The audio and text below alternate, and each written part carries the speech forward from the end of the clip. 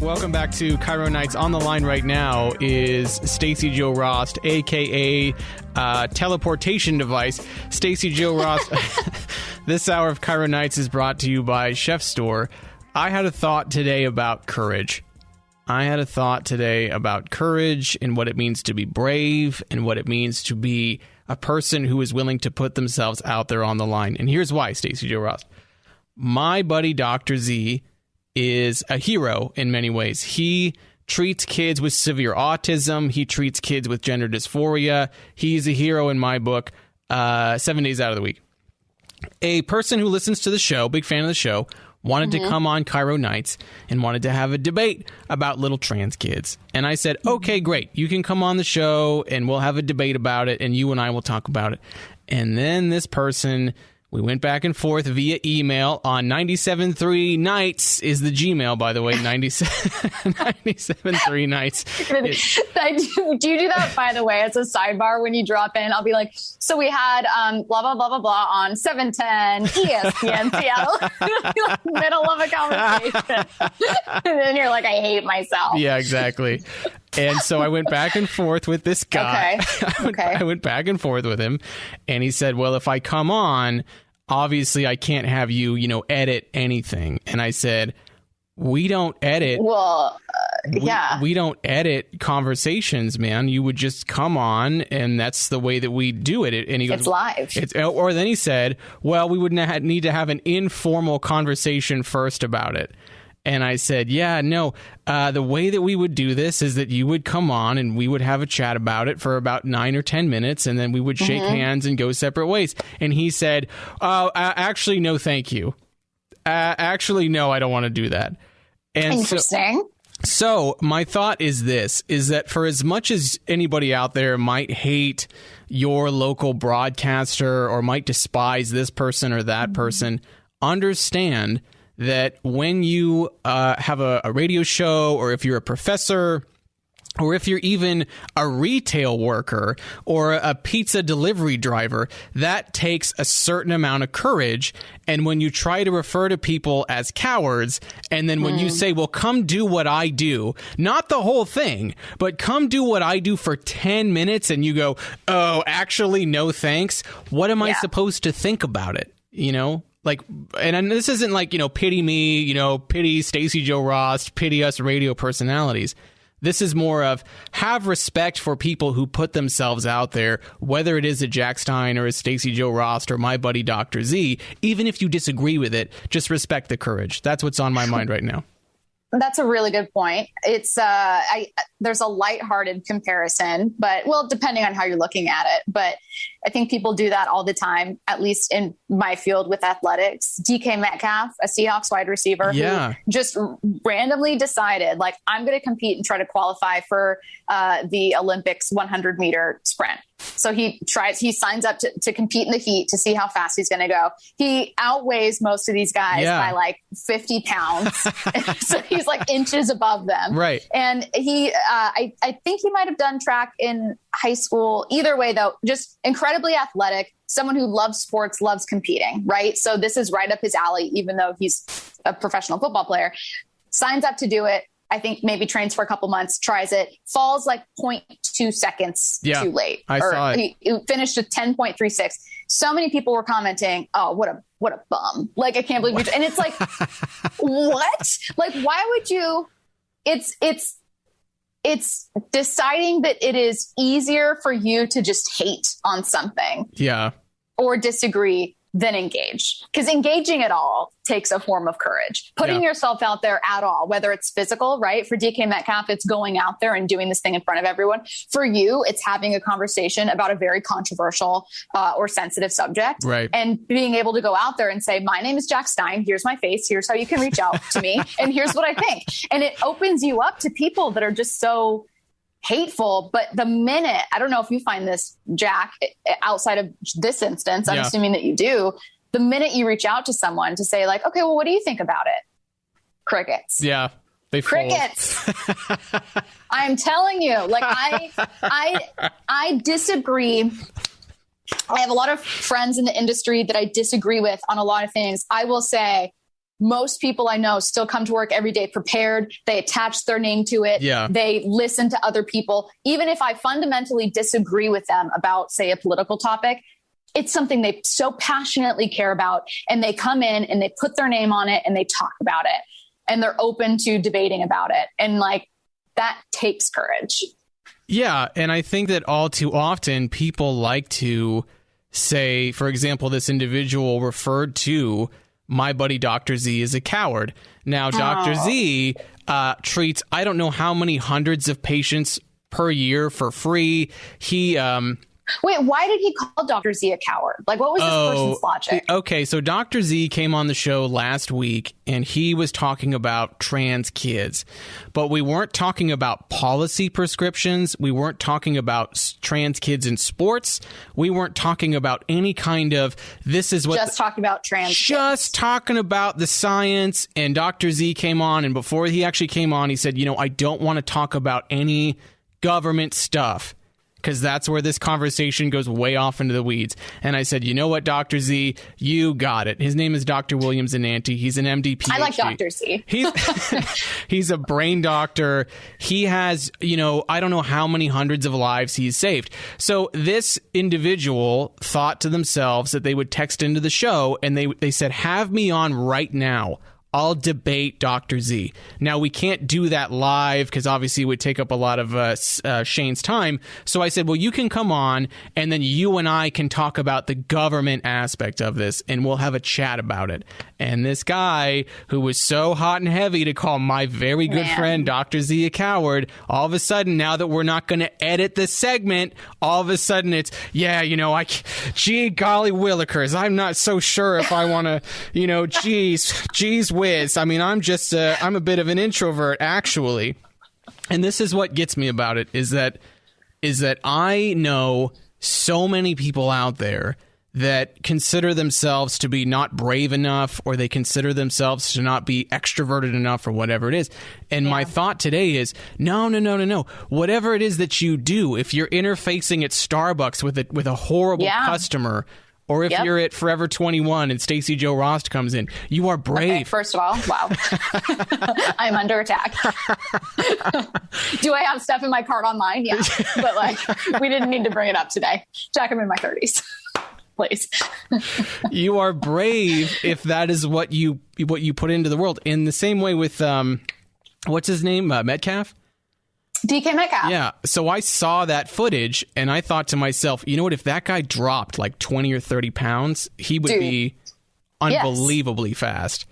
Yep. And I think the same thing goes for whoever, let's take the guys that are trying to get into the UFC after they have like a football career, or those guys. Yes, no, but seriously, keeping it going in any way and putting yourself up there for failure. It's, what I love about this conversation, Jack, is you're kind of challenging what we define as courage. Yeah. I think courage is just trying to A, be authentic, B, do something that feels right or feels like a fit or feels like a goal at that time, regardless of your fear of failure, right?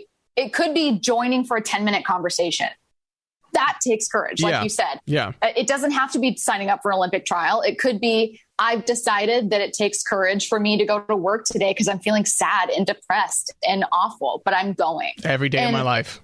Exactly. But it's I think people too often think that it means being tough and being in someone's face. And what I find more often than not is that people that do that are not very courageous at all. Yeah. And I would also say that all too often it's easy to hide behind, this anonymity that we have, where you can say everything that you want, but then when it's time to actually put your name on it, as you like to say, not going to do it. Never. Not going to do it. Let me tell you what, every time I see, and it's always the weirdest thing, someone the other day said something really mean, not mean, but like a dig. And their picture was of a weird hedgehog, and it's not their name. And it's of course you felt comfortable saying something mean, because even though I'm this small person that you shouldn't personally be afraid of in any way, you still don't have the guts to attach your name and picture when you're coming at me and saying something really rude. Do you think that there's something about this kind of like, and I'll call it out for what it is. I think it's this like false masculinity out there. Yeah. That a lot, because women don't do this. And I'm generalizing with broad strokes here, but in my humble experience, women are like, oh, I'm going to tell that guy what I think, right? I find that all too often men engage in this kind of regressive hierarchy where they are so into poking fun at somebody or mocking somebody who is very successful, or they kind of hide behind the brush out there and they go, look at those losers over there. And the second that you say, hey, well, why don't you join in the hunt, if you will, all of a sudden they go, actually, I got stuff to do down by the river. I don't actually really want to go out with you guys and hunt woolly mammoths. I've got stuff I got to do over, I got to go weave baskets and take care of the women. So sorry, I have a phone call. What are phones? I don't know. I'm a caveman. So no, I do. I do. You know what? It could just be my experience, because typically the people that have said the most cruel things have been men, and that's just been my experience. So it's all anecdotal, right? And that may not be true for everyone. I don't know what it is, Jack. I do know that if there is a common denominator outside of just being men, it'll be that they're trying to be anonymous, because it breaks social norms to someone's face, say something. So instead they kind of hide behind, a fake name, a fake picture, what have you. Yeah. And it'll be the same thing on the text line. I'm sure you see it too. Someone will text at you something awful. You respond and you say, okay, well, come on. You say anything. Well, why do you say that? Right. Or like, yeah, come on and debate me. Nothing. Silence. Yeah. I don't know what it is. I think it's, I don't always think it's specifically targeted toward me so much as it is that there are just some people in the world that social media in particular has given an outlet for. Yes. Yeah. That have a lot of hate and frustration and fear and anxiety and anger, and look for an outlet for it. And in a weird way, I think going after someone who is in any way public can kind of feel like punching down, because that they can't, do much back to you. That you're anonymous. And I think it really is just an outlet for some people. Like, I just think no happy person I know in my life has ever thought, you know what I'm going to do? I'm going to create a fake account and I'm going to go threaten someone. Like, no one I know. Like, have I been like, what'd you do today? And they're like, oh, I went to the mall. I created a spam bot, and then I got Jamba Juice. Yeah, no one's doing this. I anonymously harassed some people online, and then when they asked me to come on for a debate, I kind of, said, hey, what do you want me to do? Then I watched The Circle. You're just living your best life. So last night I read that Russell Westbrook, you're going to have to explain this to me. He broke the record for the triple double. Okay. Do you know, did you hear about this? I didn't hear about it, but I do know is the thing that people are just hating Russell Westbrook for no reason. Yeah. So I am reading about this accomplishment that he's had like 180 some odd triple doubles in his career. And now he's number one. And underneath this post on Reddit, I'm just seeing people talk about what a terrible human being he is. And I was like, you guys, George Washington was a pretty despicable human being if you read about his life. Like Thomas Jefferson, get this, Thomas Jefferson refused to bathe. He would take wind baths where he stood outside. I'm serious. He would stand outside in the wind outside of the White House. Yeah, just let it blow off me. Thomas Jefferson was a weirdo. Tom. Oh, that's disgusting. I don't know. I think, you know what? I am curious. We work in very different, both of us work in radio, same platform. You work in news and politics, and I work in sports. It is my opinion, even though I have heard opposite from you, that maybe sports has more of this kind of like, you're a bum, you're nobody. Like it's a weird kind of competitive, toxic mindset. There is some toxic mindsets that exist in the world of politics that you have been privy to and has seen a million times. But there's like a weird kind of like, I'm going to put you down kind of thing in sports where I think it comes from so many people thinking like, I could do that. Like there's like an anger sometimes that I see from people. Well, a lot of people think that they can talk politics, and I will tell you that I had to cut my chops talking politics on call-in drive time radio. And so when you have an idea, like let's say whatever it is, like let's say it was Donald Trump's The Wall, imagine having that topic and taking the A or the B side of the argument and then having caller after caller after caller calling in and tell you how wrong you are and how you're a terrible human being. Most people in their mind's eye, they walk around with opinions about Joe Biden or LeBron James or whomever, and they think, oh yeah, if I got into an argument, I could defend all the points of my position on this. And then when they actually get into it, they lock up, they freeze, they lock up, they can't hang. So like Stacy Joe, for just an example, you and I talk about difficult topics on a nightly basis. Rarely do I let you know in advance what we're going to talk about. True. Rarely, rarely if ever. And so there is something about having the skill set of topic and then the lexicon of ideas that I have in my brain, the lexicon of terminology that I have in my brain that I'm going to use for it, that is a skill set that most people just don't have. They haven't practiced enough. Now, hear me out.